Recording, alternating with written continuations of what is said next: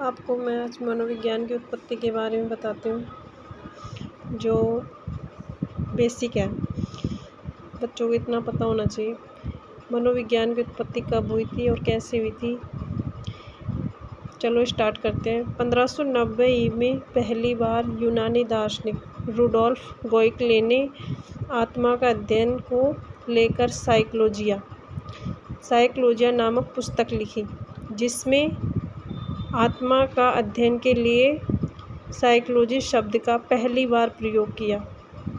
यह शब्द मूल रूप से साइके प्लस लोगस से बना है एवं ग्रीक भाषा का शब्द है। रुडोल्फ गोइकले ने पहली बार 1590 में साइकोलॉजिया शब्द का पहली बार प्रयोग किया था, जो साइके प्लस लोगस दो शब्दों से मिलकर बना है, जो ग्रीक भाषा का शब्द है। देकार्ते के अनुसार 1596 से 1650 में ये देकार्ते थे। देकार्ते ने भौतिकी एवं दर्शन के क्षेत्र में विद्वता प्राप्त की तथा आत्मा के अध्ययन की विषय वस्तु को भौतिक शास्त्र में जोड़ने का प्रयास किया इन्होंने। तब लोगों ने उस समय विद्वानों से इनका घोर विरोध किया और कई सवाल पैदा हो गए कि आत्मा क्या है। लोगों ने सवाल किया कि आत्मा क्या है, आत्मा कैसी होती है, आत्मा का स्वरूप कैसा है, आदि सारे क्वेश्चन किए।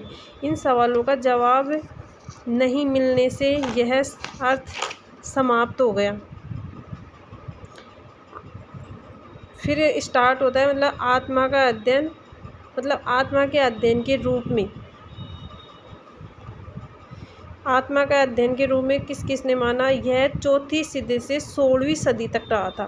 आत्मा के अध्ययन के रूप में इसको प्रस्तुत करता है अरस्तु और इसके समर्थक है प्लेटो, हिप्पोक्रेटस, रुडोल्फ गोइकले और देकार्ते।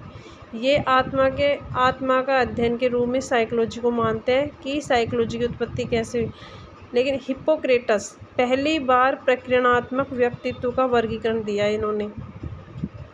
मन मस्तिष्क का अध्ययन मानने वाले जो विद्वान हैं वो इटली के दार्शनिक पोम्पोनोजी है। इन्होंने मन और मस्तिष्क का विज्ञान बताया साइकोलॉजी को, कि साइकोलॉजी मन और मस्तिष्क का विज्ञान है। और जो समर्थन करने वाले विद्वान हैं वो हॉब्स, कांट, लॉक और स्पिनोजा आदि है।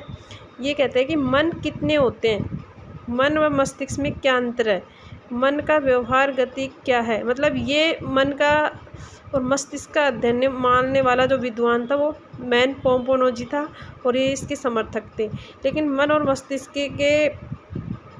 मस्तिष्क का अध्ययन नहीं मानने वालों ने भी क्वेश्चन किया कि मन क्या है, मन और मस्तिष्क क्या अंतर क्या है। इनके भी कई सवाल उठाए गए। मन और मस्तिष्क के बाद में साइकोलॉजी को चेतना का विज्ञान के रूप में देखने लगे कि चेतना के विज्ञान के रूप में इसका विकास हुआ 1870 से 1900 ई तक। इसको मानने वाले जो मैन विद्वान थे वो विलियम जेम्स और विलियम वुंट थे। विलियम वुंट पहले विद्वान थे जिन्होंने दर्शन शास्त्र से मनोविज्ञान की विषय वस्तु को अलग किया था। मनोविज्ञान की विषय वस्तु को अलग करने वाले जो विद्वान थे वो विलियम जेम्स थे तथा प्रिंसिपल ऑफ साइकोलॉजी नामक पुस्तक लिखी थी इन्होंने। इसलिए इनके कार्यों से आधुनिक मनोविज्ञान का जन्म हुआ और इन्हें आधुनिक मनोविज्ञान का जन्म विलियम जेम्स को, प्रयोगात्मक मनोविज्ञान का जन्म विलियम वुंट को, कि उन्होंने प्रयोगशाला स्थापित की थी। अमेरिकी मनोविज्ञान का जो जनक है वह विलियम जेम्स है। ये अमेरिका के विद्वान थे। मनोविज्ञान की पहली प्रयोगशाला जर्मनी में कार्ल मार्क्स विश्वविद्यालय लिप्जिंग में दर्शन शास्त्री विलियम वुंट के द्वारा 1879 में स्थापित की गई। इसीलिए इन्हें प्रयोगात्मक मनोविज्ञान के जनक कहते हैं। यहाँ पे देखा था ना हमने कि प्रयोगात्मक मनोविज्ञान के जनक कौन है, तो विलियम वुंट है, क्योंकि इन्होंने 1879 में कार्ल मार्क्स विश्वविद्यालय जो लिप्जिंग नामक जगह पे पड़ता है वहाँ पर प्रयोगशाला स्थापित की थी। चेतना का विज्ञान जो मानने वाले जो विद्वान हैं उनके समर्थक है वह विलियम वाइट्स, चैडविक, टीचना और जेम्स ली। चेतना का विज्ञान के रूप में जो अभिप्राय दिया गया वह सबसे कम समय तक प्रचलित रहा। सबसे कम समय तक चलने वाला जो अध्ययन था वो चेतना के रूप में चला। पहले आत्मा का अध्ययन किया, फिर बाद में मन और मस्तिष्क का, फिर चेतना के विज्ञान के रूप में इसका अध्ययन किया गया। कारण है विलियम मैकडूगल ने 1900 के आसपास एक पुस्तक लिखी थी, द आउटलाइन साइकोलॉजी। इस पुस्तक में वर्णित किया गया कि चेतना एक बुरा शब्द है। इसको साइकोलॉजी के अभिप्राय के रूप में उपयोग में लाना साइकोलॉजी का दुर्भाग्य है। ये किसने कहा था कि ये चेतना के रूप में मानने के खिलाफ थे? विलियम मैकडूगल ये कह रहे हैं कि हमारा जो दुर्भाग्य है कि हम इसको चेतना के रूप में मान रहे हैं। 1900 में सिगमंड फ्राइड ने एक सिद्धांत दिया, मनोविश्लेषणात्मक सिद्धांत है, जो सिगमंड फ्राइड के द्वारा दिया गया था सन 1900 में।